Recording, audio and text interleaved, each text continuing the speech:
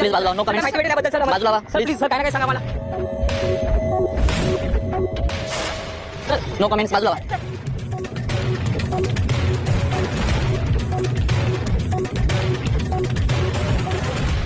शहराची सगळ्यात मोठी ब्रेकिंग न्यूज. वास्तव्य आश्रमात घडलेलं हे नवीन रहस्य काय आहे? इथे विलास नावाच्या व्यक्तीचा जो खून झाला होता त्याच्याशी या नवीन प्रकाराचा काही संबंध आहे का? आपण बघू शकता की पोलीस त्यांची कारवाई करत आहेत. कुठे तू? बोला साहेब. माझं तर कामच आहे कुत्री फिरवायचं. या भागातल्या 8 फॅमिलीची कुत्री मीच फिरवतो. कधी स्टेशन साईडला जातो, कधी या बाजूला घेऊन येतो.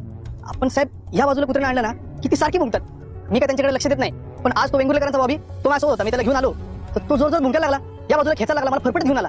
मला काय कळलं नाही. मग नंतर विचार केला या गेट मला काहीतरी डेंजर आहे. पण हा वात्सल्य आश्रम तर कवापासून बंद आहे. काय कळलं नाही साहेब. मग मी लगेच तुम्हाला फोन केला. ठीक आहे.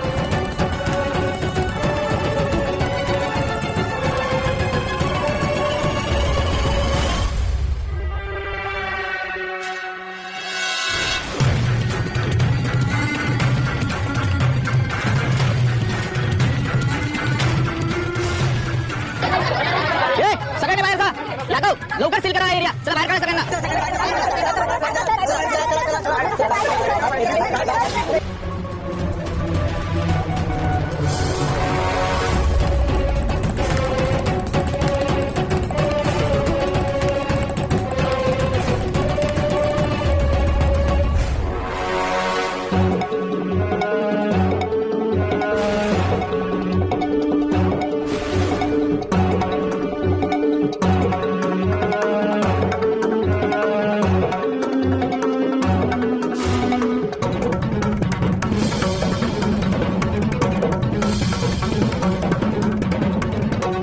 मोठी ब्रेकिंग न्यूज. वास्तव्य आश्रमात घडलेलं हे नवीन रहस्य काय आहे?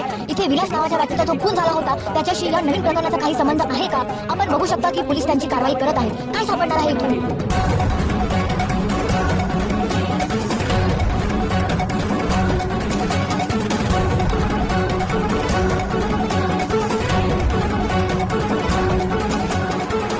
Breaking news.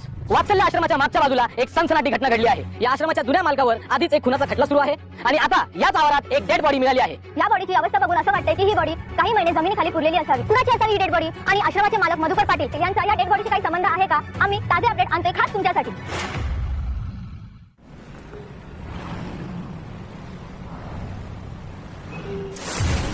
तुला ना मी आता तुझा रायवल वाटायला लागलोय.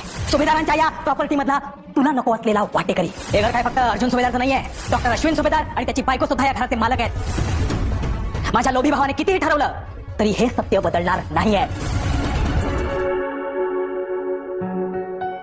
विसरा ना आता ते सगळं. अहो आपल्या घरात गेले काही दिवस हसण्याचे आवाज येत होते आणि ते तर प्रियाला नाही बघवलं म्हणून तर तिने कारण नसताना वाद उकरून काढला ना. मला तन्वीच्या वागण्याचं वाईट नाही वाटलं जाईल. आय नो ती तशीच. पण अश्विन माझा भाऊ तो बायकोचं इतकं कसं ऐकू शकतो? त्याची बायको 2 भावांमध्ये मुद्दाम भांडणं लावते. त्याला कळत नाहीये का? कळेल कधीतरी नक्की कळेल. नाही कळलं तर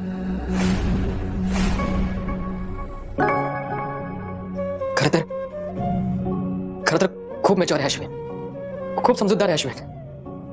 पण लग्न झाल्यापासून मूर्खासारखा का वागतोय मला हेच कळत नाही. ते त्यांच्या बायकोची बाजू घेतात. नवऱ्याचं कर्तव्य करतात. पण दुर्दैवाने खूप आंधळेपणाने करतात. बायकोची बाजू घेता नाही एकदाही भावाचा विचार करावा असं वाटलं नाही का त्याला? लोभी म्हणाला तो मला. मी लोभी.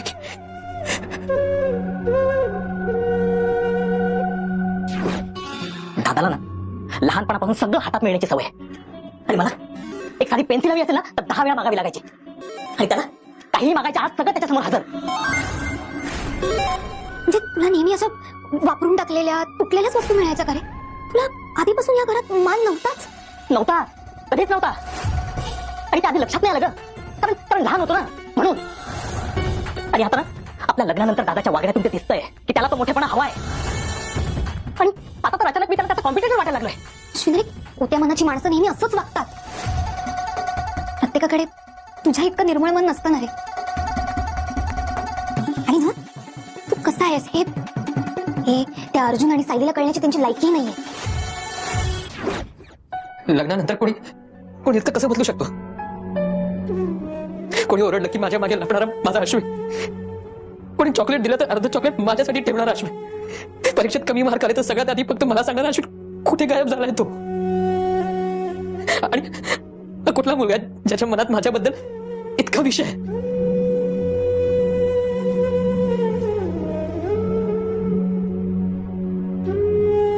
तुमचा भाऊ कुठेही गेलेला नाहीये, फक्त थोडा झाकोळला गेलाय, कारण त्याच्यावर प्रियाचा प्रभाव आहे. पण अश्विन भाऊजींच्या मनात तुमच्याबद्दल खूप प्रेम आहे आणि ते कधीही संपणार नाहीये. हा, रागाच्या भरात ते वेडवाकडं बोलतात मान्य आहे मला, पण तुमचं रक्ताचं नातं आहे, ते कसं तुटेल? ते जर तुटलं तर मी मोडून जाईन. मी माझ्यासाठी माझ्या भावाच्या नजरेत इतका तिरस्कार नाही बघू शकत सायली, नाही बघू शकत.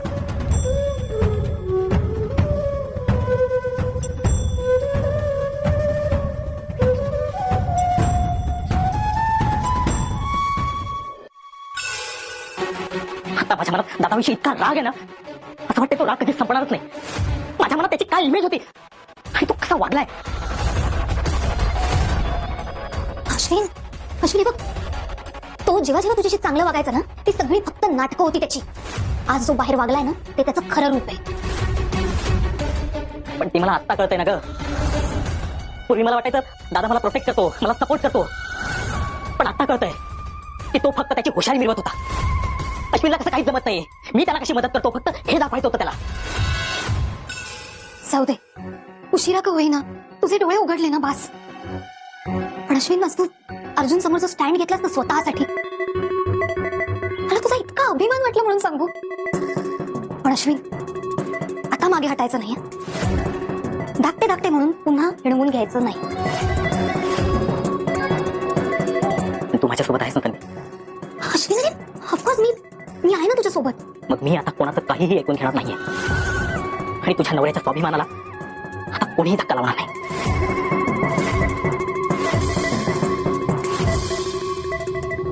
आम्ही खास तुमच्यासाठी वात्सल्य आश्रमात घडलेल्या प्रत्येक घटनेवर लक्ष ठेवून आहोत. या आश्रमात घडलेला हा दुसरा खून आहे आणि हा नक्कीच योगायोग असू शकत नाही. आणि हे दोन्ही खून एकाच व्यक्तीने म्हणजे मधुकर पाटील यांनी केले आहेत का? परोपकारी मधुभाऊ अशी ज्यांची ओळख आहे, त्यांचा नेमका खरा चेहरा कोणता? याआधीही अर्जुन सुभेदार आणि दामिनी देशमुख यांची नावे समोर आलेली आहेत. या दोघांमध्ये बरोबरीची लढत सुरू आहे. आता मृतदेहामुळे ही केस कोणतं नवीन वळण घेणार आहे?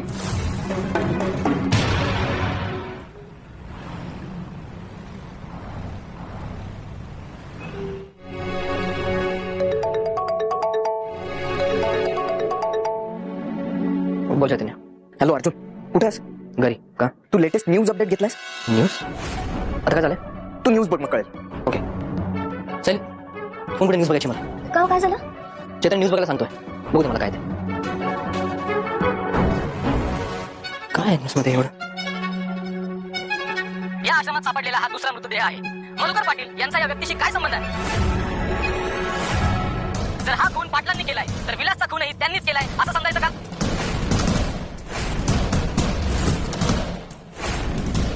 आज पूर्ण देश हा प्रश्न विचारतोय की कधी मिळणार आहे याची उत्तर. आश्रमात दुसरा मृतदेह म्हणजे हॅलो अर्जुन, बघितलंस काय चाललंय ते? हे काय चाललंय? अरे मला पण काहीच कळत नाहीये. ही न्यूज थेट मीडियामध्येच दिसली. पोलिसांना फोन कर, इन्फॉर्मेशन घे. मी फोन करतो तुला नंतर. हो चल बाय. काय हे सगळं? हे बघ, काय ते मिसअंडरस्टँडिंग झालं असेल. मीडियापर्यंत अगदीच बातमी पोहोचली असेल आणि त्यांनी मधुभाऊंचं काय होणार आता? त्यांना परत पोलीस घेऊन नाही जाणार, त्यांना परत नाही पोलीस घेऊन जाणार. तसं काही होणार नाही. एकदा मला कळू दे की झालंय काय एक्झॅक्टली. मी सगळं सॉल्व्ह करेन. माझा विश्वास आहे ना तुझा? मी काही होऊ देणार नाही. हे जे काय प्रकरण असेल ना, मी सगळं सॉर्ट आउट करेन, प्रॉमिस. आज किल्लेदार नसताना मी मुद्दाम इथे आले. हे कोर्टानंतर इथे जे काही झालं त्यानंतर काही बोलला का होतो? मला तर एक कॉल सुद्धा केला नाहीये त्याने. तुला त्या दिवशी हाकलून दिलं नाही तू, त्यानंतर काही बोललाच नाही तू. त्याच्या डोक्यात काय चाललं काही कळतच नाहीये. अरे यार, मी तर इथे एक नवीन प्रकरण येऊन बसलोय. ऍक्च्युली मी त्याचबद्दल बोलायला इथे आले. हे आश्रमात जी नवीन डेड बॉडी सापडली ती कोणाची आहे, कुठून आली, काय आहे सगळं?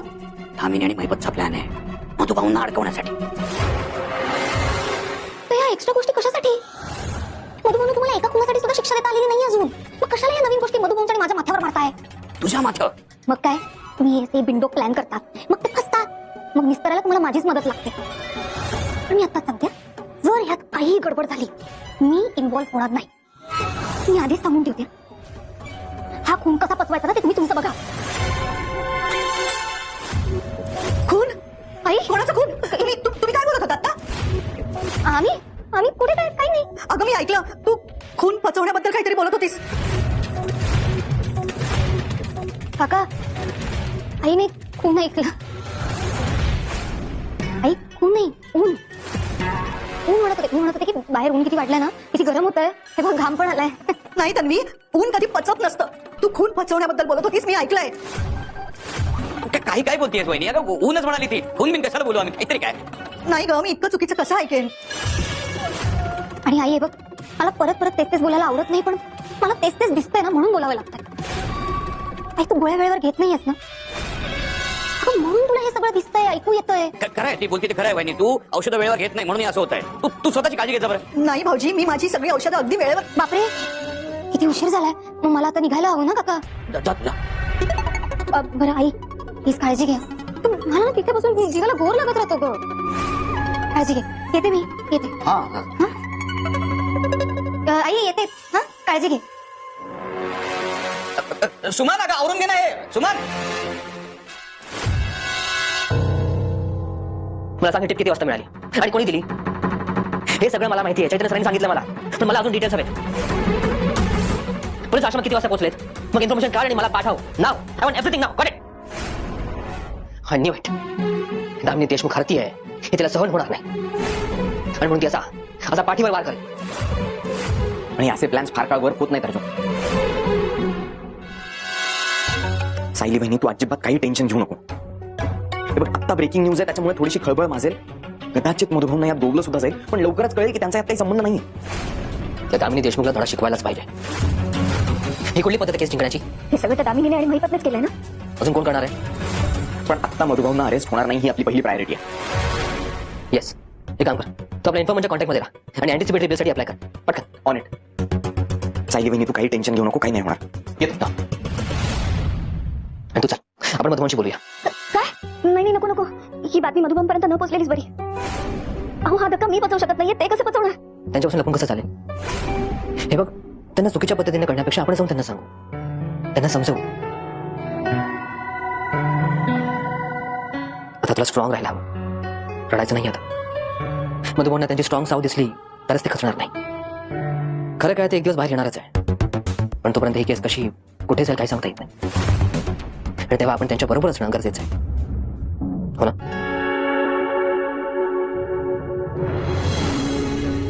मधुकर पाटील इथेच राहतात का? हो.